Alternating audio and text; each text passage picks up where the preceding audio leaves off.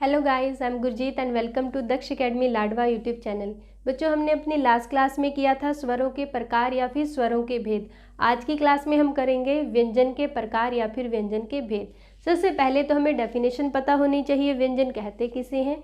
तो जो वर्ण स्वरों की सहायता से बोले जाते हैं वो क्या कहलाते हैं? व्यंजन कहलाते हैं। तो उसके बाद करते हैं हम व्यंजन के प्रकार। व्यंजन के प्रकार की अगर हम बात करें बच्चों, सबसे पहले हमारे पास आते हैं स्पर्श व्यंजन या फिर वर्गीय व्यंजन। तो स्पर्श व्यंजन या फिर वर्गीय व्यंजन क्यों कहते हैं इन्हें? सबसे पहले तो हम देख लें कि इन्हें स्पर्श व्यंजन क्यों कहते हैं। हमारे क से लेकर म तक ये सभी हमारे क्या है? स्पर्श व्यंजन है। क से लेकर म तक कौन से व्यंजन है? स्पर्श व्यंजन है। इन्हें स्पर्श व्यंजन कहते क्यों है? क्योंकि इन व्यंजनों के उच्चारण में हमारी जिह्वा का कोई ना कोई भाग हमारे मुख के किसी न किसी भाग से टच होता है, स्पर्श करता है, इसलिए इन्हें क्या बोला जाता है? स्पर्श व्यंजन बोला जाता है। उसके बाद इन्हें वर्गीय व्यंजन बोलते हैं। या फिर आपसे क्वेश्चन पूछ लिया जाता है कि स्पर्श व्यंजन का दूसरा नाम क्या है? तो स्पर्श व्यंजन का दूसरा नाम क्या है? वर्गीय व्यंजन। अब इन्हें वर्गीय व्यंजन क्यों कहते हैं? जैसे हमारे पास क वाली लाइन है, इसे क्या बोलते हैं? क वर्ग बोलते हैं। ऐसे ही च वाली लाइन को क्या बोलते हैं? च वर्ग बोला जाता है।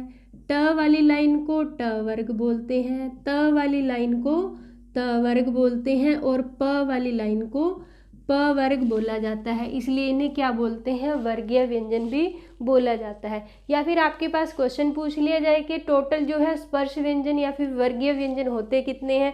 आप देखो, एक लाइन में 5 व्यंजन है तो टोटल कितनी लाइन हुई? 5 लाइन हुई। तो टोटल हमारे पास व्यंजन कितने हुए स्पर्श? तो हमारे पास टोटल जो है वो 25 व्यंजन होते हैं। कौन से? स्पर्श व्यंजन या फिर वर्गीय व्यंजन। नेक्स्ट हम बात करते हैं बच्चों उत्क्षिप्त व्यंजन या फिर जिन्हें बोला जाता है द्विगुण व्यंजन। तो सबसे पहले हम देख लें उत्क्षिप्त व्यंजन होते कौन से हैं। तो हमारे ड और ढ ये क्या है? उत्क्षिप्त व्यंजन है। इन्हें उत्क्षिप्त व्यंजन या फिर द्विगुण व्यंजन क्यों बोला जाता है? क्योंकि हमारे जो ड है और ढ है, आपने कई बार देखा होगा कि बिंदी के साथ भी यूज होते हैं और बिना बिंदी के भी यूज होते हैं। जैसे कई बार तो इनके नीचे बिंदी लगी है और कई बार बिंदी नहीं लगती, तो बच्चों का कंफ्यूजन यहाँ पे भी बना रहता है कि बिंदी के साथ कब यूज होते हैं और बिंदी के बिना कब यूज होते हैं। तो आज आपका कंफ्यूजन ये दूर करते हैं। तो सबसे पहले आप देख लें कि अगर बिना बिंदी के यूज होते हैं, देखो कब यूज होते हैं? अगर ड या फिर ढ से किसी शब्द की शुरुआत होती है, यानी कि किसी शब्द के स्टार्टिंग में लगते हैं, तो ये बिना बिंदी के यूज होती हैं। जैसे अगर मैं लिखती हूँ ढकार, देखो यहाँ पे हमने बिना बिंदी के यूज किया। ऐसे ही डफली, तो यहाँ पे भी हमने बिना बिंदी के यूज किया क्योंकि शब्द के स्टार्टिंग में लगे बिना बिंदी के। और अगर ड और ढ शब्द के बीच में आते हैं या फिर अंत में आते हैं तो वहाँ हम किसका यूज करते हैं? बिंदी का यूज करते हैं। जैसे सड़क, अब देखो यहाँ पे स के बाद आया है ड, इसलिए यहाँ पे हमने बिंदी लगाई। ऐसे ही पढ़ना, अब यहाँ पे भी कहाँ पर आया? ढ, प और न के बीच में आया, तो यहाँ पे इसलिए हमने किसका यूज किया? बिंदी का यूज किया। तो आज आपका ये कंफ्यूजन दूर हो गया कि बिंदी के साथ कब यूज होते हैं और बिना बिंदी के यूज कब होते हैं। तो इसलिए इन्हें क्या बोला जाता है? द्विगुण व्यंजन भी बोला जाता है और उत्क्षिप्त व्यंजन भी बोला जाता है। किससे? ड और ढ का प्रोनाउंसिएशन या उच्चारण दोनों का सेम होता है। बिंदी के साथ भी इन्हें यही बोला जाता है और बिना बिंदी के भी बोला जाता है। नेक्स्ट हम बात करते हैं बच्चों अंतस्थ व्यंजन की। इम्पोर्टेंट है किसी भी एग्जाम के पॉइंट ऑफ व्यू से कि ये तो पूछ लिया जाता है कि अंतस्थ व्यंजन कौन से हैं। सबसे पहले तो हम जान लें कि अंतस्थ व्यंजन कौन से हैं। हमारा य, र, ल और व ये कौन से हैं? अंतस्थ व्यंजन है। इन्हें क्या बोला जाता है? अंतस्थ व्यंजन। अब इन्हें क्यों बोलते हैं अंतस्थ व्यंजन? क्योंकि इन व्यंजनों के उच्चारण करते समय हमारा मुख छोटा हो जाता है या फिर सिकुड़ जाता है, इसलिए इन्हें क्या बोला जाता है? अंतस्थ व्यंजन बोला जाता है। और हमारे कौन से हैं?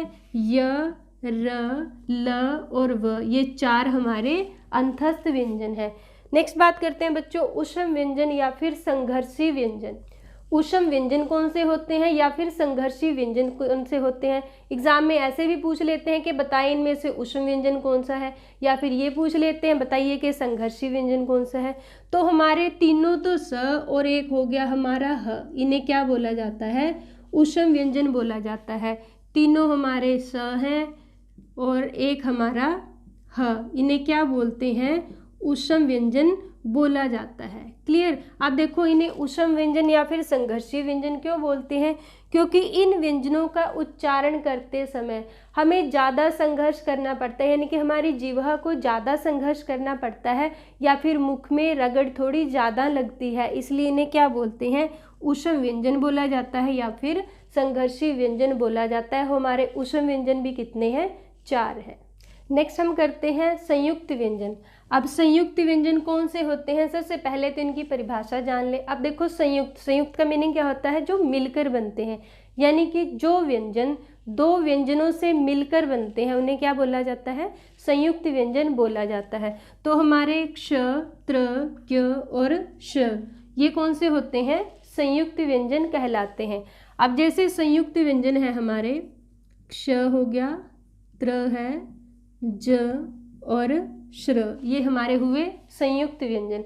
फिर एग्जाम में क्या क्वेश्चन आता है कि संयुक्त व्यंजन जैसे क्ष है वो किन व्यंजनों के योग से बना है। जैसे अगर हम क्ष की बात करें तो ये क प्लस श इसके योग से बना है।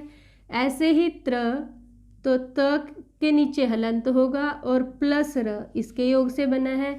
ऐसे ही ज तो हमारे ज प्लस अया इसके योग से बना है, और हमारा जो श्र है वो श प्लस र के योग से बना है। तो ये बने हमारे क और श से क्या बनता है, हमारा क्ष बनता है। ऐसे ही त्र कैसे बनता है, त के नीचे हलंत होगा। एग्जाम में क्या पूछा जाता है बच्चों, कई बार क्या होता है, जैसे आपके पास 4 ऑप्शन दे दिए जाते हैं जिसके नीचे हलंत नहीं है या फिर हलंत वाला है, तो आपके पास ऐसे क्वेश्चंस दिए जाते हैं। तो आपने याद रखना है इसमें क जो है उसके नीचे हलंत होगा, ठीक है। ऐसे ही त्र में त के नीचे होगा, ज के नीचे हलंत होगा और श के नीचे हलंत होगा।